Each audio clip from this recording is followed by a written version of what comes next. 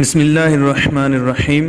السلام علیکم دوستو، حضرت عبداللہ ابن عباس رضی اللہ تعالی عنہما بیان کرتے ہیں کہ حضرت عمر بن خطاب رضی اللہ تعالی عنہ نے خطبہ دیتے ہوئے فرمایا، اس امت میں کچھ ایسے لوگ ہوں گے جو رجم کا انکار کریں گے، دجال کا انکار کریں گے، عذاب قبر کا انکار کریں گے، شفاعت کا انکار کریں گے اور لوگوں کے جہنم سے نکالے جانے کا انکار کریں گے۔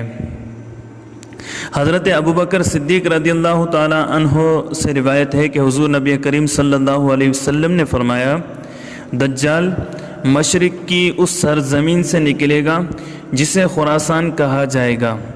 اس کے پیچھے ایسی قومیں ہوں گی جن کے چہرے تہ بتہ ڈھال کی طرح ہوں گے۔ حضرت سعید بن مسیب رضی اللہ تعالی عنہ فرماتے ہیں کہ حضرت ابوبکر صدیق رضی اللہ تعالی عنہ نے دریافت فرمایا کہ کیا عراق میں کوئی ایسا علاقہ ہے جسے خراسان کہا جاتا ہے؟ لوگوں نے کہا جی ہاں۔ آپ رضی اللہ تعالی عنہ نے فرمایا، دجال وہیں سے نکلے گا۔ عراق سے مراد سرزمین فارس ہے جس میں آج عراق، ایران، آذربائیجان اور بلوچستان کے بعض علاقے مثلا مکران وغیرہ شامل تھے۔ اس وقت کا خراسان آج کے افغانستان و ایران اور بلوچستان کے بعض حصوں پر مشتمل ہے۔ حضرت حیثم بن اسود فرماتے ہیں کہ مجھ سے حضرت عبداللہ بن عمر نے پوچھا، اور اس وقت وہ حضرت امیر معاویہ کے پاس بیٹھے ہوئے تھے، کہ کیا تم اس علاقے کو پہچانتے ہو جو تمہاری طرف ہے؟ وہ بہت نمکین اور دلدلی زمین ہے جس پر کائی کی طرح کوئی چیز جمی ہوئی ہے۔ اس علاقے کا نام کوسی ہے۔ میں نے کہا ہاں پہچانتا ہوں۔ انہوں نے فرمایا، دجال وہیں سے نکلے گا۔ حضرت اسحاق ابن عبداللہ سے روایت ہے کہ میں نے انس بن مالک کو فرماتے ہوئے سنا کہ اصفہان کے 70,000 یہودی دجال کے پیروکار ہوں گے جن کے جسموں پر سبز رنگ کی چادریں ہوں گی۔ حضرت عمر بن حویس حضرت ابوبکر صدیق سے روایت کرتے ہیں کہ انہوں نے بیان کیا کہ رسول اللہ صلی اللہ علیہ وسلم نے فرمایا، دجال روئے زمین کے ایک ایسے حصے سے نکلے گا جو مشرق میں واقع ہے اور جس کو خراسان کہا جاتا ہے۔ اس کے ساتھ لوگوں کے کتنے ہی گروہ ہوں گے، اور ان میں سے ایک گروہ کے لوگوں کے چہرے تہ بتہ پھولی ہوئی ڈھال کی مانند ہوں گے۔ دجال کے ساتھ ایک گروہ ایسا ہوگا جن کے چہرے پھولی ہوئی ڈھال کی مانند ہوں گے۔ کیا واقعی ان کے چہرے ایسے ہوں گے، یا پھر انہوں نے اپنے چہروں پر کوئی ایسی چیز پہن رکھی ہوگی جس سے وہ اس طرح نظر آ رہے ہوں گے؟ اس حدیث میں خراسان کو دجال کے نکلنے کی جگہ بتایا گیا ہے۔ دجال کا خروج پہلی روایت میں اصفہان اور اس روایت میں خراسان سے بتایا گیا ہے۔ اس میں کوئی تعارض نہیں، کیونکہ اصفہان اور ایران ایک صوبہ ہے اور ایران بھی خراسان میں شامل تھا۔ خراسان کے بارے میں اس لشکر کا بیان گزر چکا ہے جو امام مہدی کی حمایت کے لیے آئے گا۔ لہذا حضرت امام مہدی کے لشکر کے آثار اگر ہم پورے خراسان میں تلاش کریں تو وہ افغانستان کے اس خطے میں نظر آتے ہیں جہاں اس وقت پختون آبادی زیادہ ہے۔ یہاں دجال کے نکلنے کا مقام اصفہان میں یہودیہ نامی جگہ بتایا گیا ہے۔ بخت نصر نے جب بیت المقدس پر حملہ کیا تو بہت سے یہودی اصفہان کے اس علاقے میں آباد ہو گئے، چنانچہ اس علاقے کا نام یہودیہ پڑ گیا۔ یہودیوں کے اندر اصفہانی یہودیوں کا ایک خاص مقام ہے۔ ان کی اہمیت کا اندازہ اس حدیث سے لگایا جا سکتا ہے جس میں ہے کہ دجال کے ساتھ 70,000 اصفہانی یہودی ہوں گے۔ پرنس کریم آغا خان فیملی کا تعلق بھی اصفہان سے ہے، اور اس خاندان نے بر صغیر میں جو خدمات اپنی قوم کے لیے انجام دی ہیں اور دے رہے ہیں وہ اس پائے کی ہیں کہ اگر اس دور میں دجال آ جائے تو یہ خاندان دجال کے بہت قریبی لوگوں میں شامل ہوگا۔ اس کے علاوہ اور بھی بہت سی شخصیات ہیں جو اصفہانی یہودی ہیں اور اس وقت عالم اسلام کے معاملات میں بہت اثر و رسوخ رکھتی ہیں۔ حضرت عبداللہ بن عمر رضی اللہ تعالی عنہما سے روایت ہے کہ نبی کریم صلی اللہ علیہ وسلم نے ایک روز لوگوں میں دجال کا ذکر فرمایا اور فرمایا اللہ تعالیٰ تو کانا نہیں ہے جبکہ مسیح دجال کانا ہوگا۔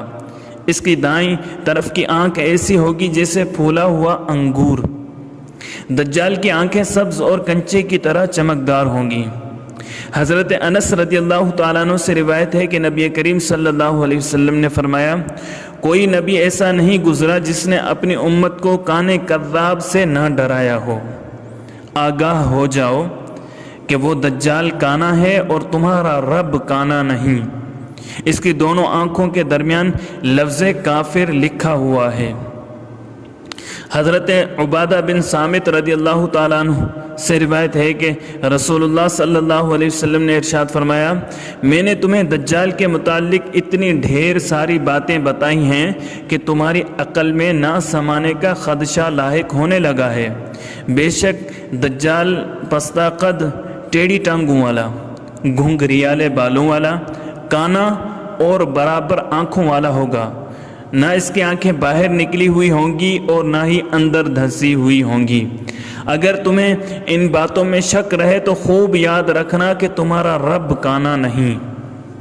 حضرت انس رضی اللہ تعالیٰ عنہ سے روایت ہے کہ نبی کریم صلی اللہ علیہ وسلم نے فرمایا کوئی نبی ایسا نہیں بھیجا گیا جس نے اپنی امت کو کانے کذاب سے نہ ڈرایا ہو۔ سنو بے شک وہ کانا ہوگا اور تمہارا رب یقیناً کانا نہیں ہے، اور اس کی دونوں آنکھوں کے درمیان کافر لکھا ہوگا۔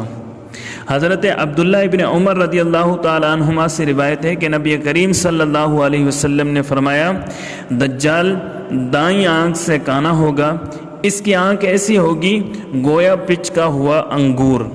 حضرت حذیفہ رضی اللہ تعالیٰ عنہ سے روایت ہے کہ رسول اللہ صلی اللہ علیہ وسلم نے فرمایا دجال بائیں آنکھ سے کانا ہوگا، گھنے اور بکھرے بالوں والا ہوگا، اس کے ساتھ جنت اور آگ ہوگی، بس اس کی آگ در حقیقت جنت ہوگی اور اس کی جنت آگ ہوگی۔ دجال کے بالوں کے بارے میں فتح الباری میں ہے کہ بالوں کی زیادتی اور الجھے ہوئے ہونے کی وجہ سے اس کا سر اس طرح نظر آتا ہوگا گویا کسی درخت کی شاخیں ہوں۔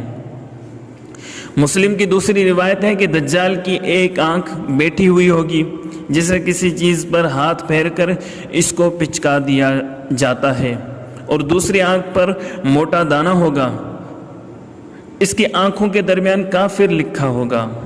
ہر مومن خواہ پڑھا لکھا ہو یا ان پڑھ اس کو پڑھ لے گا۔ حضرت ابو امامہ باہلی رضی اللہ تعالیٰ عنہ فرماتے ہیں کہ نبی کریم صلی اللہ علیہ وسلم نے ہمیں خطبہ دیا اور اس میں دجال کا حال بھی بیان کیا۔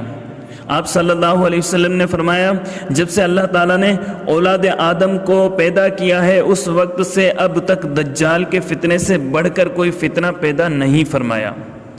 تمام انبیاء کرام اپنی اپنی امتوں کو دجال کے فتنے سے خوف دلاتے رہے ہیں۔ اب میں چونکہ تمام انبیاء کے آخر میں ہوں اور تم بھی آخری امت ہو، اس لیے دجال تم ہی لوگوں میں نکلے گا۔ اگر وہ میری زندگی میں ظاہر ہو جاتا تو میں تم سب کی جانب سے اس کا مقابلہ کرتا، لیکن وہ میرے بعد ظاہر ہوگا، اس لیے ہر شخص اپنا بچاؤ خود کرے۔ اللہ تعالیٰ میری جانب سے اس کا محافظ ہو۔ سنو دجال شام و عراق کے درمیان خلا نامی جگہ سے نکلے گا اور اپنے دائیں بائیں ملکوں میں فساد پھیلائے گا۔ اے اللہ کے بندو ایمان پر ثابت قدم رہنا، میں تمہیں اس کی وہ حالت بتاتا ہوں جو مجھ سے پہلے کسی نبی نے بیان نہیں کی۔ پہلے تو وہ نبوت کا دعویٰ کرے گا، پھر کچھ عرصے کے بعد کہے گا میں خدا ہوں، حالانکہ تم مرنے سے پہلے خدا کو نہیں دیکھ سکتے، تو پھر دجال کیسے خدا ہوا؟ اس کے علاوہ وہ کانا ہوگا جبکہ تمہارا رب کانا بھی نہیں۔ اس کی پیشانی پر کافر لکھا ہوگا جسے ہر مومن خواہ عالم ہو یا جاہل پڑھ لے گا۔ اس کے ساتھ دوزخ اور جنت بھی ہوگی، لیکن حقیقت میں جنت دوزخ ہوگی اور دوزخ جنت ہوگی۔ تو جو شخص اس کی دوزخ میں ڈالا جائے اسے چاہیے کہ سورہ کہف کی ابتدائی آیات پڑھے۔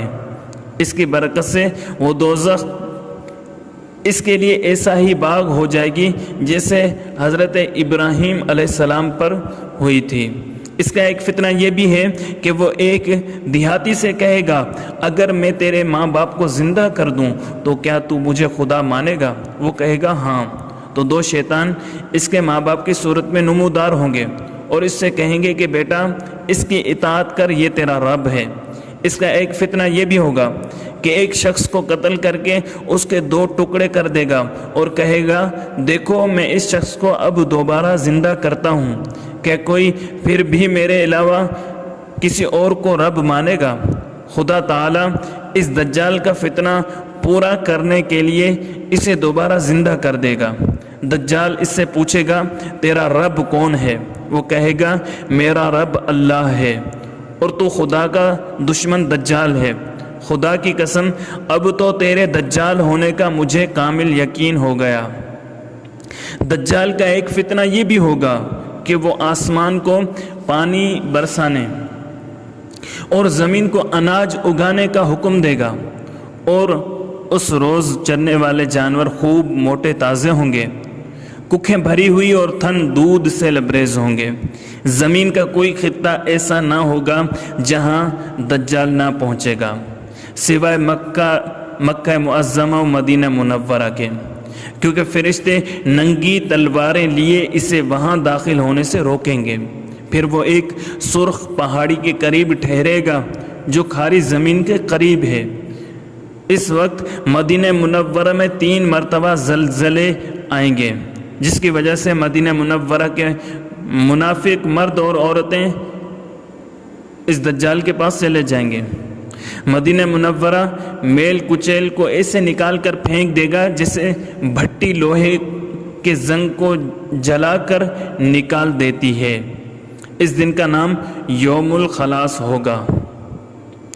ام شریک بنت ابی العسکر نے عرض کیا یا رسول اللہ، اس روز عرب جو بہادری اور شوق شہادت میں ضرب المثل ہیں کہاں ہوں گے؟ آپ صلی اللہ علیہ وسلم نے فرمایا عرب کے مومنین اس روز بہت کم ہوں گے، اور ان میں سے بھی اکثر لوگ بیت المقدس میں ایک امام کے ماتحت ہوں گے۔ ایک روز ان کا امام مہدی لوگوں کو صبح کی نماز پڑھانے کے لیے کھڑا ہوگا کہ اتنے میں حضرت عیسیٰ علیہ السلام نزول فرمائیں گے۔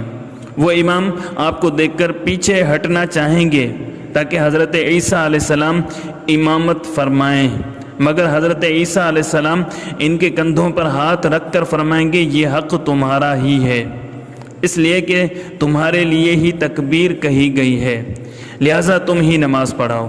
وہ امام لوگوں کو نماز پڑھائیں گے۔ نماز کے بعد حضرت عیسیٰ علیہ السلام قلعے والوں سے فرمائیں گے دروازہ کھول دو۔ اس وقت دجال 70,000 یہودیوں کے ساتھ شہر کا محاصرہ کیے ہوئے ہوگا۔ ہر یہودی کے پاس ایک تلوار مع ساز و سامان اور ایک چادر ہوگی۔ جب دجال حضرت عیسیٰ علیہ السلام کو دیکھے گا تو اس طرح پگھلنے لگے گا جس طرح پانی نمک میں پگھلتا ہے، اور آپ کو دیکھ کر بھاگنے کی کوشش کرے گا، لیکن حضرت عیسیٰ علیہ السلام اس سے فرمائیں گے تجھے میرے ہی ہاتھ سے چوٹ کھا کر مرنا ہے تو پھر اب بھاگ کر کہاں جائے گا؟ آخر کار حضرت عیسیٰ علیہ السلام اسے باب لد کے پاس پکڑ لیں گے اور قتل کر دیں گے۔